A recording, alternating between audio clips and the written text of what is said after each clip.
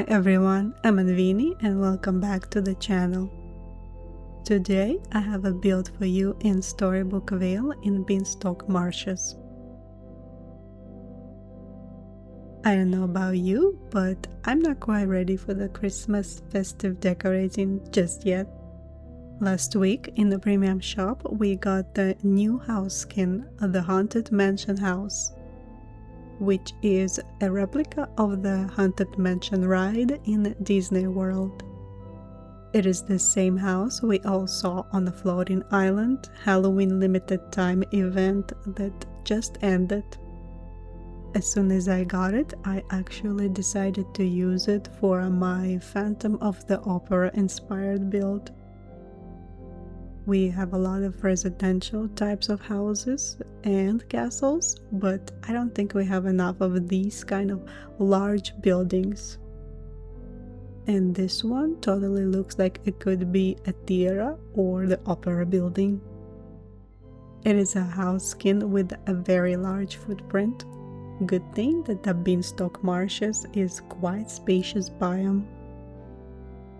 I am on a mission to decorate my entire Storybook Vale, and currently I'm pretty happy how my Beanstalk Marshes turned out. For this layout, I try to align everything in a straight line, so when arriving through the wishing well, it would be easy to go in any direction. There are roads going through the build that are leading in the nearby biomes. On one side is the bridge that is connecting Ever After with Mythopia. And on the other side, where the mansion is placed, there are roads leading to Teapot Falls and the Fallen Fortress. And I also left all mining nodes and fishing spots easily accessible. This build is inspired by the scene from the Phantom of the Opera movie, when the Phantom is taking Christine under the opera building in these flooded catacombs lit with candlelight. So all these castle walls meant to be like dungeons that you go through to get to Phantom's lair. I'm starting the build on the side of the bridge that leads to Mount Olympus. This part of the build is the Phantom's lair, where the hero of the scene is this Royal Blossom gazebo from the Once Upon a Dance Dream Bundle. I also placed the musical items here that are actually playing music: Royal Blossom piano and Haunted Pipe organ from the old Halloween Star Path.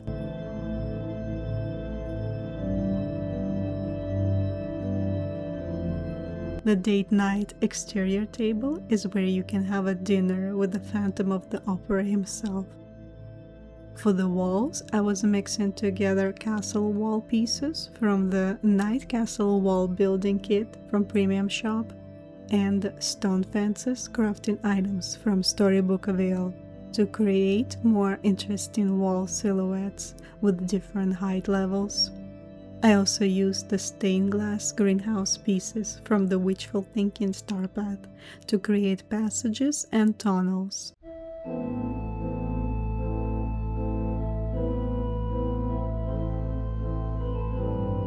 I was trying to add a bit of the labyrinth feeling where you can see through the whole biome and have to go through these narrow walkways with a new scene behind each corner. I used the Neverland River kit to create the flooded dungeons look and some foliage to help blend everything together. This biome looks its best at nighttime, so I added a lot of glowing elements like water lilies, glowing mushrooms, candles, lanterns, and some fireflies.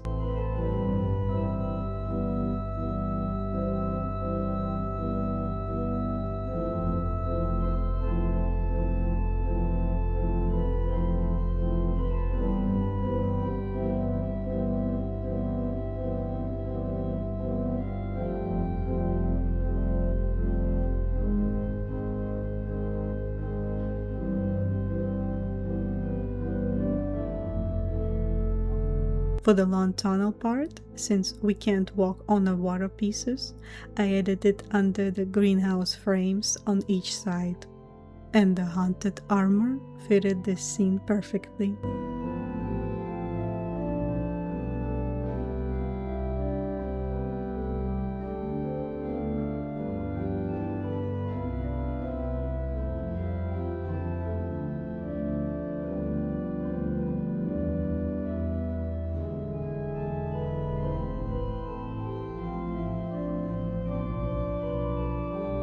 The tunnel ends with the fountain plaza and serves as a transition area from the dungeons to the open space in front of the opera building, where the carriages arriving for the show. Here I was trying to create these unique looking seating areas for characters to sit on, and this enchanted stone bench from the fairy godmother's friendship rewards was perfect because you can sit on it from both sides. The enchanted cage lanterns was another reward from fairy godmother, adding a nice contrast with the rough looking stone on castle walls.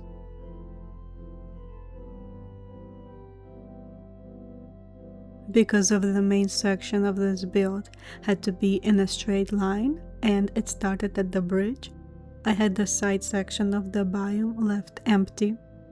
So it was turned into the gardens with a windy path that I built using stone fences, castle walls, fence posts, and columns with arches.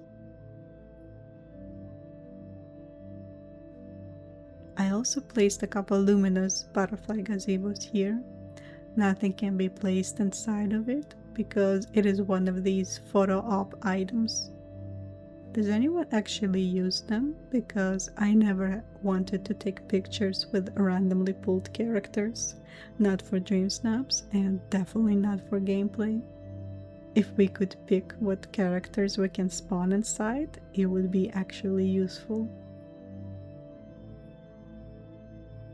I used two types of pattern in this build, gold and opal road for the elegant front opera plaza, and ancient road for the dungeons and garden paths.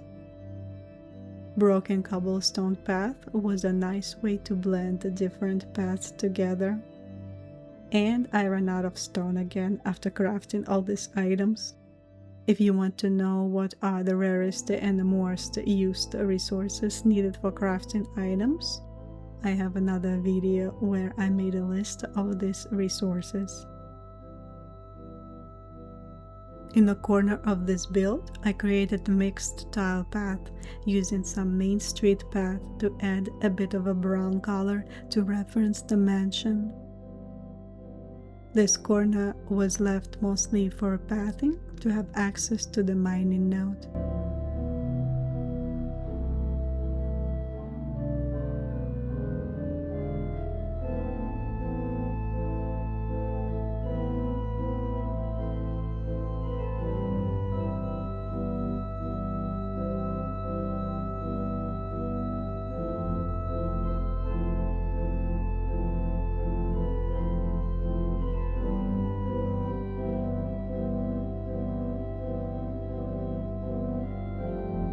And now it's time for the walkthrough, starting from the wishing well, following the tunnel leading to the plaza in front of the opera building.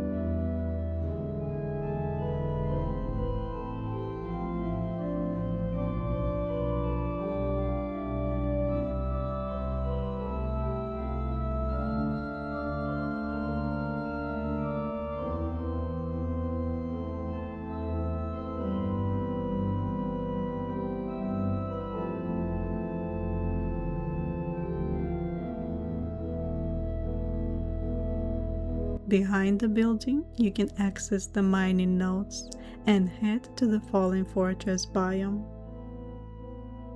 I sneak in the fox and raccoon sculpture here because I can't find a place to put it. It has the most ridiculous large footprint because it was the photo op from the quest.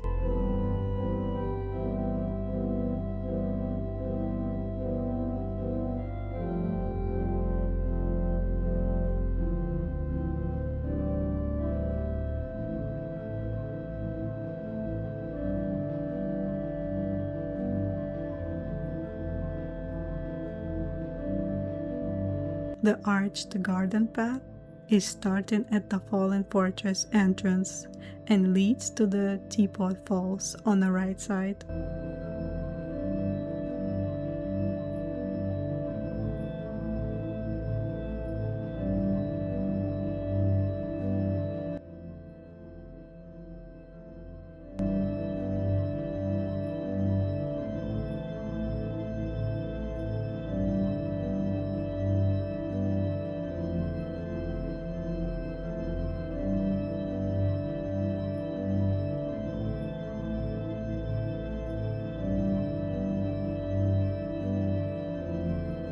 Next, continuing down the garden path, we arrive at the gazebo and a little pond in front of it, made with Tinker's lamp that has the most beautiful fairy dust glow at nighttime.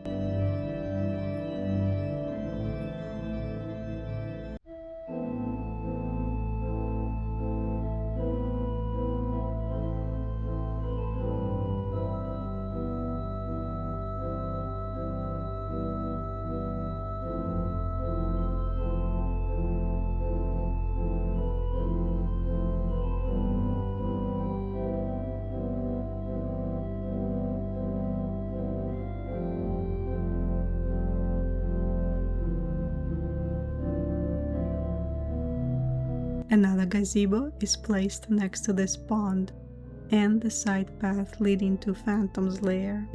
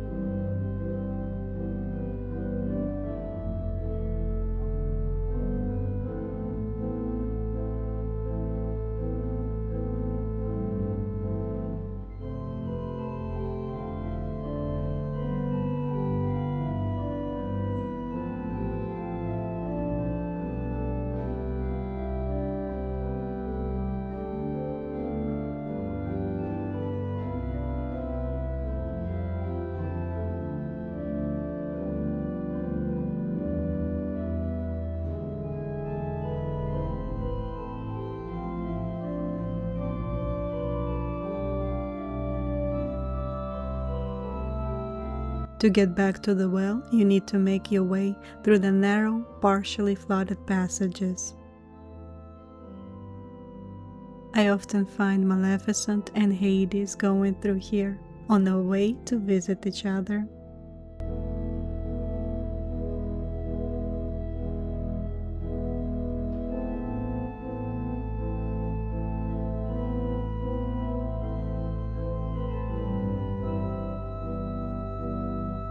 If you enjoyed this build, consider leaving a like and subscribe, and I will see you in the next one.